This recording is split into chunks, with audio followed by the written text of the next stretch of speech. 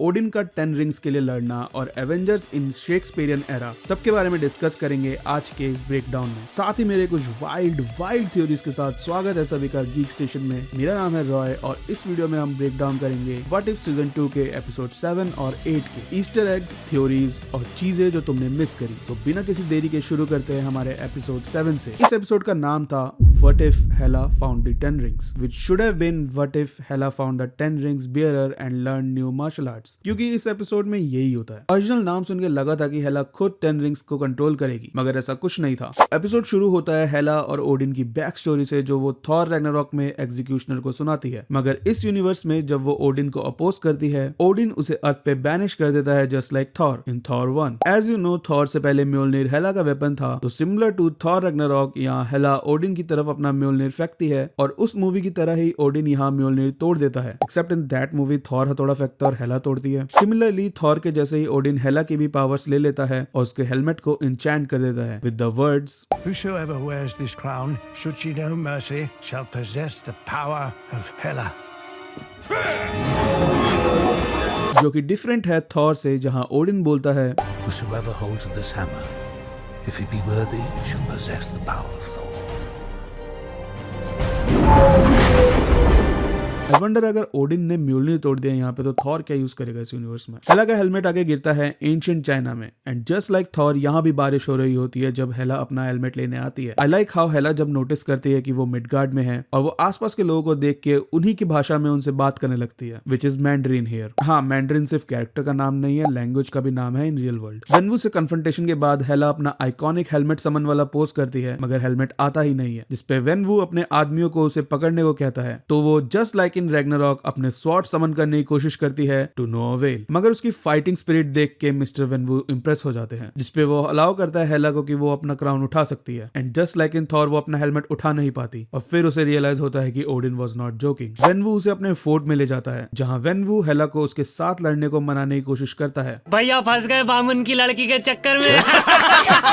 ओए ओए ओए। दोनों एक दूसरे काफी करीब आ जाते हैं कि तभी हेला वेनवू को उसकी औकात दिखा देती है। सबे बटाइली जात पात में, माई के दिया था गाली बात बात में, और वहां से भाग जाती है, जिसमें उसकी मदद करता है मॉरिस, जिसे हमने फर्स्ट और लास्ट देखा था शैंग-ची में। This scene makes me realise कि Watcher is always watching, always.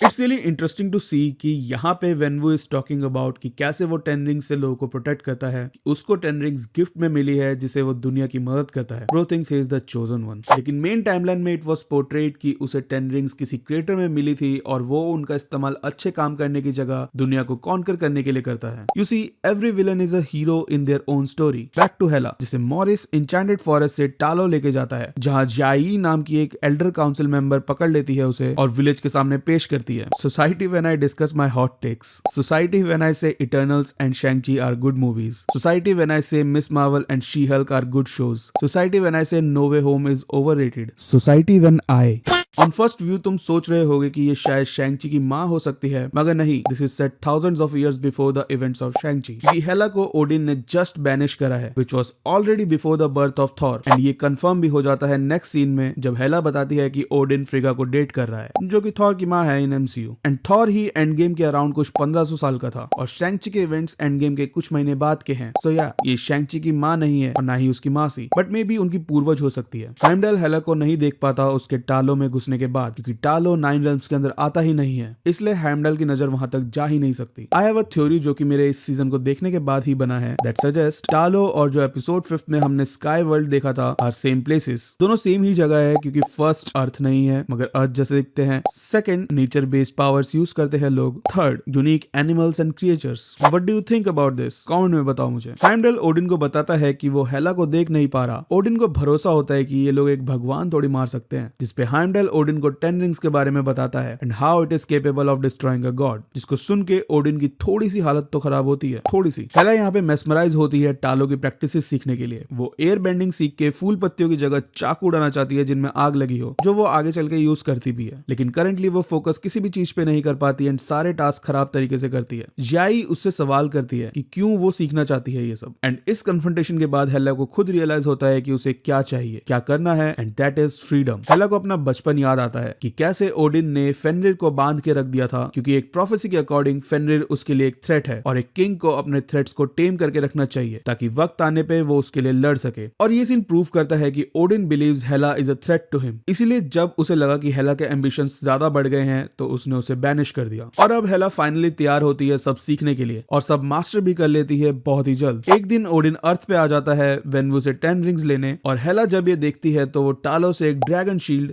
एक स्पीयर और ड्रैगन स्केल आर्मर पहन के वहां से निकलती है, जिसपे मिस्टिकल पावर्स का कोई इफेक्ट नहीं होता, जैसा कि हमने शैंग-ची में देखा था। जाई उसे जाने से रोकती है और उसे बताती है कि उसकी ट्रेनिंग अभी खत्म नहीं हुई है। हेला बताती है कि अगर वो सच में फ्री होना चाहती है तो उसे ओडिन से लड़ना ही पड़ेगा। वेन्वू और हेला एक साथ मिलकर ओडिन से लड़ने लगते हैं। I would like two point this out, अगर तुम्हें नहीं मालूम तो MCU और मार्वल इन जनरल में नॉर्स मिथोलॉजी के सिर्फ कैरेक्टर्स यूज किए गए हैं। ओरिजिनल मिथोस में ओडिन कहीं से भी एक लाइकेबल कैरेक्टर नहीं है, जैसा हमें MCU में दिखाया गया है। और इस एपिसोड में ओडिन का वही अनलाइकेबल साइड दिखाया गया है हमें, कि कैसे सिर्फ अपने मतलब के लिए वो चीजें करता है to remain on the top. फिर एक बहुत ही अच्छी फाइटिंग सीक्वेंस के बाद जिसमें वेन्वू और हेला मिलके ओडिन को ओवरपावर कर देते हैं, मगर ये बात ओडिन के ईगो पे लग जाती है और जब हेला ओडिन की तरफ मदद का हाथ बढ़ाती है वो उसका गला पकड़ लेता है। ओडिन उससे पूछता भी है कि कब से वो किसी को भी बख्शने लगी, जिसपे हेला उसको उसी की बात याद दिलाती है। It's like you said, no god should have dominion over death who has so little appreciation for life.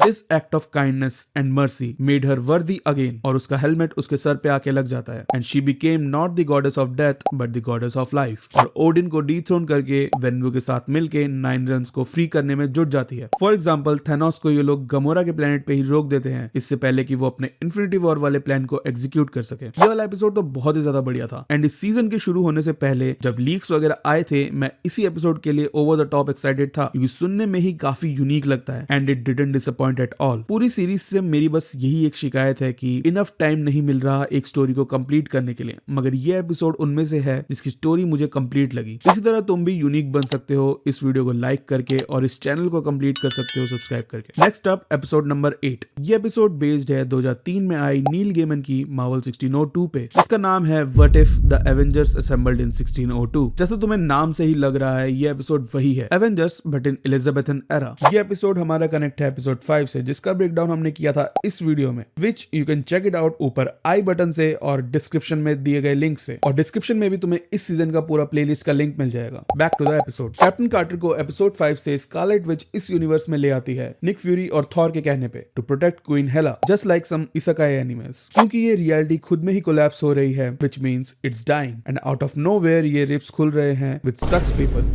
मतलब अपने अंदर खींच लेती है। एपिसोड शुरू होता है लोकी के शेक्सपियरियन प्ले से, जहां एक रिफ्ट खुलता है जिसमें लोकी खींचा चला जाता है, मगर कैप्टन कार्टर उसे बचा लेती है, बट रिफ्ट स्टिल अपना डैमेज कर देती है हेला को खींच के। पैगी उसे बचाने की कोशिश करती है लेकिन बचा नहीं पाती। I have a theory on this, जिसपे हम थोड़ी ही देर में बात करते हैं। इसी कारणवश थॉर अब राजा है इस कंट्री का और वो पैगी को ब्लेम करता है इसके लिए, क्योंकि उसे समन किया जाता है इन रिफ्ट्स को रोकने के लिए, मगर जब से वो आई है तब से ये रिफ्ट्स और ज्यादा स्ट्रॉन्ग हो गए हैं। पैगी वहां से भाग निकलती है लोकी के हाथ से खोपड़ी लेके। वॉचर नरेट कर रहा होता है इसी बारे में, कैसे वो एक फेलियर है विद नो वे होम, जिसपे पैगी वॉचर को रिप्लाई करती है कि वो उसे सुन सकती है एंड वॉचर वाज सरप्राइज्ड। क्या गुंडा बनेगा रे तू? एंड मी टू, क्योंकि this happened with Infinity Ultron in season 1, मगर उसने अपना पूरा यूनिवर्स मार दिया था, plus he had all the infinity stones. He was ultra powerful. Peggy has none. Still वो कैसे वॉचर को सुन पाती है इसका कोई एक्सप्लेनेशन नहीं दिया गया। Power of friendship, lol. But Peggy figure out कर लेती है कि 1600s और 21st सेंचुरी किसी तरह मर्ज हो गए हैं, जिस वजह से ये रियलिटी कोलैप्स हो रही है और वो इसे ठीक करना चाहती है। वॉचर उसे कहता भी है कि वो उसे वापस उसके यूनिवर्स में ले जाएगा, मगर वो मना कर देती है। निक फ्यूरी से हमें पता चलता है कि ये रिफ्ट्स बढ़ रहे हैं ऑल ओवर द वर्ल्ड, और नेबुला की ऑब्जर्वेटरी, ईगो की आइल और ग्रूट की वाइनरी भी खत्म हो चुकी है। थॉर अभी भी पैगी को ब्लेम करता है, बट स्कारलेट विच बताती है कि कोई और है जो टाइम में खो गया है एंड ही और she is not aware of it and it's not Peggy. Nick Fury Peggy के साथ मिला हुआ है and now Peggy knows what's her mission, to find this lost time traveller. वो उस खोपड़ी को लेकर टोनी स्टार्क के पास जाती है, जहां टोनी माइक्रोस्कोप के नीचे उस खोपड़ी में लगे ग्रीन पार्टिकल्स को ऑब्जर्व करता है, जिसे देख के टोनी बताता है कि उसमें से से किसी प्रकार की एनर्जी निकल रही है जिसे पैगी रेडियो एक्टिव बताती है। बिकॉज इट इज 1602,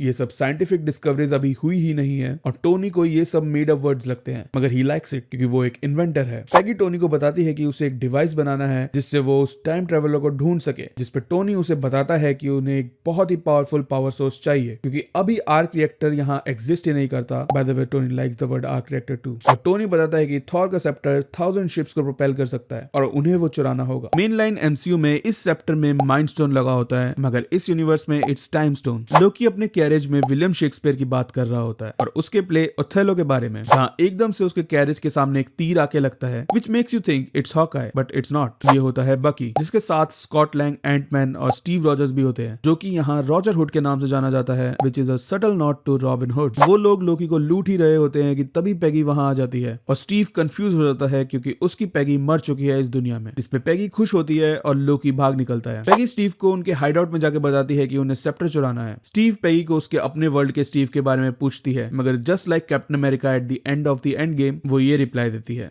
तभी हैप्पी होगन उन पे हमला कर देता है with the help of royal yellow jackets. अब तुम्हें लग रहा होगा कि ये 1602 में पिंप पार्टिकल्स कहां से आए। Also for some reason Steve Rogers भी पैगी की शील्ड बहुत अच्छे से हैंडल कर पा रहा है and he and his shield looks a lot like infinity war वाले स्टीव रॉजर्स से। ये भी जल्दी क्लियर होगा। बकी हैप्पी पे हमला कर देता है एंड हमें पता चलता है कि इस यूनिवर्स में भी happy is a freak. Happy destroy की मदद से उनके ट्री हाउस पे हमला कर देता है और वो सब वहां से भाग निकलते हैं पैगी के कहने पे। पैगी हैप्पी को बताती है कि उसके वर्ल्ड में वो सब दोस्त हैं इंक्लूडिंग स्टार्क, जिसपे हैप्पी हंस के कहता है कि वो और उस पागल का दोस्त, विच is a not that in old times कोई भी बंदा जो इन्वेंटर हुआ करता था या फिर साइंस प्रैक्टिस करता था उसे पागल करार कर दिया जाता था और औरतों को विच बोल के मार दिया जाता था। पैगी को फिर अरेस्ट कर लेते हैं एंड वी कैन सी कि रेड स्कल इस यूनिवर्स में एक एग्जीक्यूशनर है। पैगी वॉचर से पूछती है कि क्या वो उसे सुन रहा है, जिसका रिप्लाई वो देता है, always. I was not wrong when I said.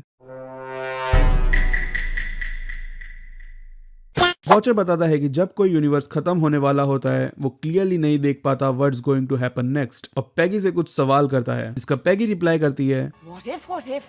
You get some bitches, you cosmic Johnny Sins look-alike. Okay. Peggy actually में अनॉय हो जाती है और कहती है, बकचोदी मत कर लौड़े। Okay, enough with the memes. पैगी कहती है कि वो फिर भी कोशिश करना चाहती है भले ही रिजल्ट कुछ भी हो, और वहां से भाग निकलती है। भागते भागते उसे एक हेवीली गार्डेड सेल मिलता है जिसे वो ढूंढ रही होती है। हल्क को थॉर जेल में बंद करके रखता है और जब सोल्जर्स उस पर अटैक करते हैं तो वो हल्क में ट्रांसफॉर्म हो जाता है। इसके बाद हल्क और पैगी वहां से भाग निकलते हैं और सीधा स्टार्क के पास जाते हैं, जिसने अब तक अपना मशीन तैयार कर लिया होता है। स्टीव और गैंग भी वहां पहुंच जाते हैं महल से पैगी की शील्ड चुरा के, और फिर वो सब डिस्गाइज में थॉर के बैंकेट में जाते हैं जहां एक और रिफ्ट खुल जाता है और स्कारलेट विच उसे रोकने की कोशिश करती है कि तभी हल्क वहां आ जाता है और लड़ाई शुरू हो जाती है। थॉर लोकी को उसके साथ लड़ने को बोलता है और पूछता है हैमर के बारे में जो उसने दिया था, जो कि लोकी ने खो दी। 1 मिनट। स्टीव और होगन लड़ते हैं और होगन फ्रीक में ट्रांसफॉर्म हो जाता है। पैगी थॉर के पास पहुंचती है और सेप्टर मांगती है और थॉर ऑल फादर मंगवाता है, जो कि एक स्वॉर्ड है वाइब्रेनियम से बनी, जो वकांडा के किंग ने उसे दी है। हल्क और होगन एक दूसरे से लड़ने लगते हैं। Hulk Hogan. वांडा थॉर को इंटरप्ट करती है। फ्यूरी सेप्टर लेके टोनी के पास पहुंचता है बट मशीन फेल हो जाता है, जिसपे टोनी कहता है it will only fail if it explodes. Classic Tony. Thor Wanda को ओवरपावर कर देता है और तभी मशीन एक्टिवेट हो जाता है, which is oddly familiar with Mark 5 Iron Man armour from Iron Man 2। Thor Peggy पे हमला करने ही वाला होता है कि वो मशीन एक्टिवेट कर देती है और हमारा लॉस्ट टाइम ट्रेवलर और कोई नहीं बल्कि हमारा स्टीव रॉजर्स ही था। तो होता यूं है कि इस यूनिवर्स में बैटल ऑफ वकांडा के वक्त अगेंस्ट थैनोस जब स्टीव लड़ रहा होता है तो वो इन्फिनिटी गॉन्टलेट में टाइम स्टोन को तोड़ देता है, जिससे वो टाइम और वहां के लोग इस टाइम के साथ मर्ज हो जाते हैं। That means every single super hero here is from future, बस किसी को याद नहीं है। एंड स्टीव इज द फोररनर, क्योंकि उसकी वजह से ही टाइम स्टोन टूटा था। पैगी हिचकिचाती है टाइम रिसेट करने से और वो स्टीव से पूछती है कि क्या हमें कभी अपनी हैप्पी एंडिंग नहीं मिलेगी, जिसपे स्टीव बोलता है maybe in some other universe, जो कि आई थिंक एक डायरेक्ट रेफरेंस है हमारे मेन लाइन एमसीयू का, जहां उन्हें अपनी हैप्पी एंडिंग मिलती है। टाइम फिर से रीसेट हो जाता है और पैगी 1602 में ही फंस जाती है। फिर हमारा सुप्रीम स्ट्रेंज यहाँ आ जाता है and the episode ends to be continued to the next episode. Remember थोड़ी देर पहले मैंने थ्योरी की बात की थी। According to that I think Loki is still alive in mainline MCU. अब ये गलत भी हो सकता है, it's just a theory, but we can see rift में सिर्फ हेला जाती है who is dead in mainline MCU, including Ego and Groot जो रिफ्ट में चले जाते हैं, मगर लोकी नहीं जाता, which makes me think that maybe Loki जिंदा है मेनलाइन एमसीयू में और उसने इन्फिनिटी वॉर में अपनी डेथ फेक करी है। It's just a theory. तुम लोग क्या सोचते हो इस बारे में, तुम कमेंट करके बता सकते हो। Thanks for watching this video till the end. I will see you in the next one. Until next time.